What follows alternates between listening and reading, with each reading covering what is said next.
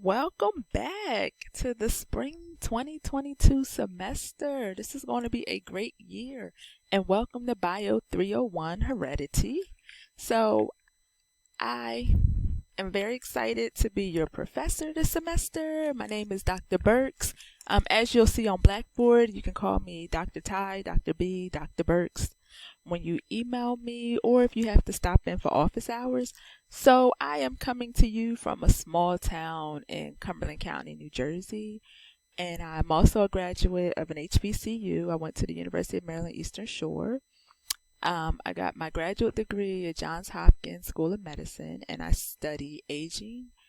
I have taught at Hopkins Center for Talented Youth during the summer, as well as Towson University as an adjunct, and I've been at Bowie State for about 5 years. I also teach general genetics, bio for non-majors. I have taught bio for majors in senior seminar, and I also usually teach freshman seminar for science majors as well as this course. So this course is set up a little differently than some courses you may have. So if we were to meet in person one day of the week, we would talk about the content, and the next day will be the applications. So as you'll see, there's about 3 to 4 assignments each week pertaining to this information. So the first week is to say, hey, this is a cell, this is what it does. And then the second week is this is why you should care about what cells are and how to identify them. Okay.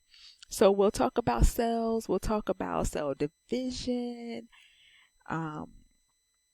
and other basic things like pedigrees and inheritance, and then we'll go more into applications, looking at cloning, reproductive technologies, and pharmacogenetics, okay, and evolution.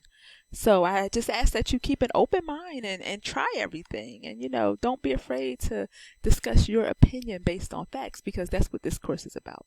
It's open to non-majors. So the idea is that we're building science literacy for everyday citizens, okay? So even if you are a bio major, these are some things that you should ponder, because one day you might be asked to weigh in on policy or to vote on an issue. And I want to make sure you are as well informed as possible, or at the very least, you know how to become informed.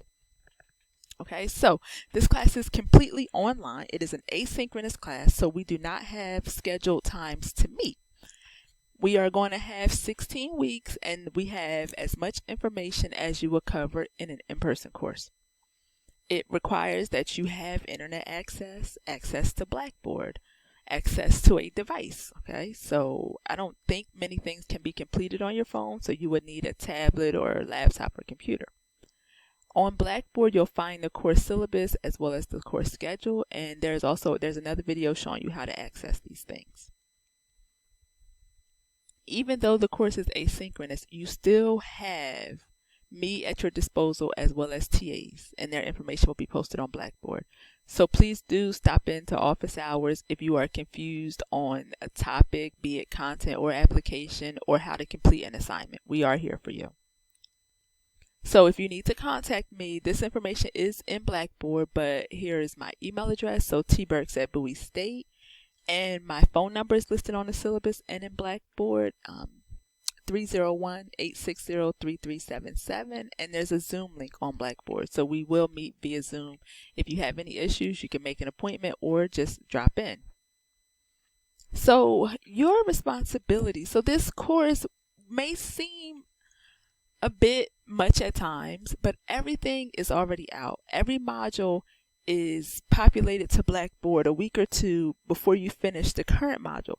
Feel free to work ahead, okay? However, if you work ahead, if you find you are the first person posting, do remember to circle back and respond to your peers who post later than you. So when you open each folder, you'll see an assignment list that tells you everything you need to do for that chapter. Learn the keywords. These keywords have been defined for you. All you need to do is go over them, write them down, remember them. Familiarize yourself with the topic at hand. How you do that is completely up to you. There's book chapters, there's additional reading. So if you say, oh, textbooks are boring, there's some Khan Academy readings. There's some videos if you don't like to read, okay? And then if you have another internet source or another textbook that you reference, that should be fine. There's a chapter PowerPoint for your perusal, and then a chapter quiz. This chapter quiz is to check your knowledge on the content, okay? You have 2 attempts. Please take them. Then you have the applications assignment, which usually is a video, a quiz to go to say, yes, I actually did read this video, and then a journal or discussion post to say, okay, so now that you've read it, what do you think? Okay, this is not about what's in the literature. These journals and these discussions are to have you go deeper into whatever the topic is we're talking about, for you to explore the topic from a personal perspective and see what is your opinion on it. And then you can reference facts and things to support that opinion, but I'm largely based on your opinion, what you learned, what you know about the topic. So this is an example of how modules are set up. So each module has about 4 chapters that we'll cover, and then it tells you what's due and when it's due. So it's 11:59 on the date listed. So this first week, and there's towards the end another week that seems like more than usual, but again, you are aware of this, you can work ahead. So you'll see here, we go a chapter 3 quiz to cover content, a eugenics video quiz to cover the application, and then a discussion. Okay, you are graded by the successful completion of these assignments. So those chapter quizzes on content, 10%. Discussions and journals, there's roughly 15 or 14 to 16 of them, 20% of your grade. Science and the news, there's only 2 of these. So 2 of those make up 15% of your grade. Exams, again, there's only 2. Video quizzes, probably about 14 to 16, and assessments, only 2. So do keep in mind, if you say, oh, I got a good grade on all the chapter quizzes, that's great, but that's 10% of your grade. So if you get a good grade on the chapter quizzes, but you don't complete the assessments, like your grade is not looking too great. Remember, those zeros significantly drop your grade. So if you're going to miss an assignment, or if you know there's an issue, please talk to me as soon as possible. All assignments are on Blackboard for at least a week after they are due. So if a deadline passed and you're like, oh gosh, I forgot to complete it, log into Blackboard and complete it. Now, you can't go to homepage. You may have to go directly where it's located. So course materials to module 1, cell division. Okay.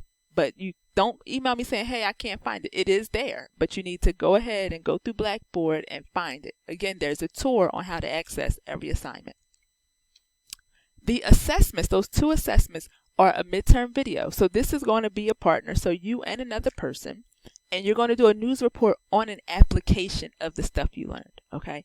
So we go over some application topics, like in the first week or the first module, eugenics and microbiome and things like that. So you're going to do a PSA or a podcast or a news report on that. So, and it's a video to inform the public. So a lot of these things we talk about, many people might not be aware of. So if you had the opportunity, how could you make an informative video to tell them about it and maybe even why they should care? So you can look at the list of people's introductions to figure out who you think you might want to partner with. Contact them and then just tell me on a Blackboard discussion post who your partner is and what your topic is. If you need help selecting a topic, myself and the TAs are available. So topic selection is due in a couple weeks on the 13th of February, and then your final project is due on March 9th. So by getting that topic in, it gives me time to review it and say, yes, here you go. And it gives you time to get assistance if you need it in completing the project. The infographic is an individual project, and this is a poster on some content. So imagine you've been tasked with making some kind of infographic that someone can use to study. So you choose pedigrees. How would you display these pedigrees on a poster to be used as a study tool? The topic is due April 17th. A Blackboard discussion is already available, and the final project is due May 15th. Again, you have time to choose your topic and then to ask any questions, or even if you complete it early, to say, hey, can you look over this draft and see if I'm doing this correctly? The science and the news require that you find a journal. Please be mindful here. We're talking primary journal sources or secondary. Some people choose things like a review. It doesn't count. If you can find something on like Medline or all these other sites, that doesn't count. Those are not primary articles.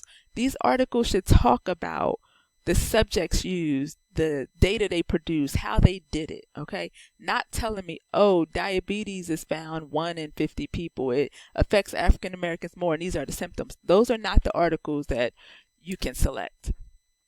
And they're doing February, and their information sheets are available on Blackboard so that you can look at those now. If you need help or you have assistance, please contact myself or a TA to say, is this good? Can I use this article? Or any other questions you might have. Discussions and journals, they are listed in the syllabus when they are due. Please post early when it comes to discussions, because you are required to respond to 2 peers and your peers need to respond to you. If everyone's posting at 11:59, it's not fair and some people might not be able to respond. Okay? So please be a good class citizen, post early so that you can respond and your peers can respond. Again, I've said this once, there are 2 attempts for every chapter quiz. If you don't have a 100, please use this, okay? You are leaving points out there that you might need later. We don't know. I understand life happens. I understand we are still in a pandemic. I understand systems crash. I understand like this weekend, the system can go down. So please don't wait until the last minute. All these modules are posted ahead of time. You can work ahead.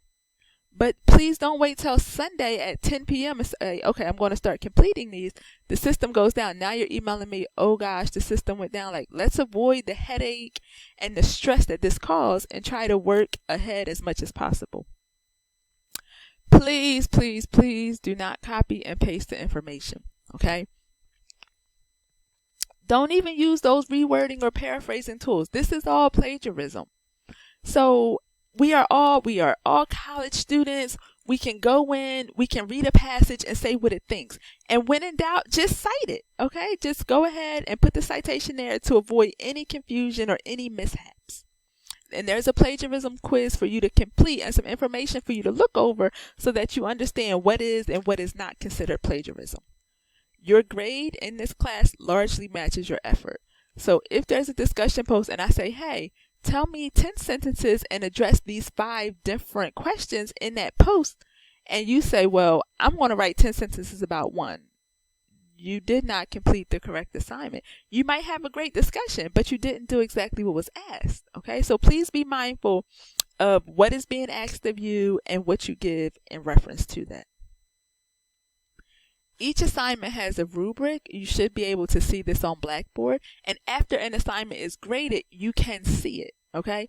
So please look at those rubrics, follow those rubrics as you complete the assignments. And if you have any questions or if something's not clear, please reach out so that your questions can be answered and that you can complete these assignments to the best of your ability. As I just started to state, there's a grading rubric to the grade you earn. So the rubric that you see is what's being used to grade you. I open the rubric, I open your assignment, and I grade based on that. Once I'm finished, I can leave comments and I can take points off into each part. So it might say, oh, you didn't address this question, so there's a 0 missing. But you know exactly why points have been deducted. If you go to view grades, you'll see underneath that grade it says view rubric. Click on it, a rubric pops up, and you can see exactly why points were removed. I'm not sure how this feature works on the app or on your phone, so you might have to do this from a computer, but it is there. And then if it's not there, there's sometimes a little bubble. If you click on that, there's a note. So say you email me, oh, I completed this assignment. Well, did you complete it in Pages?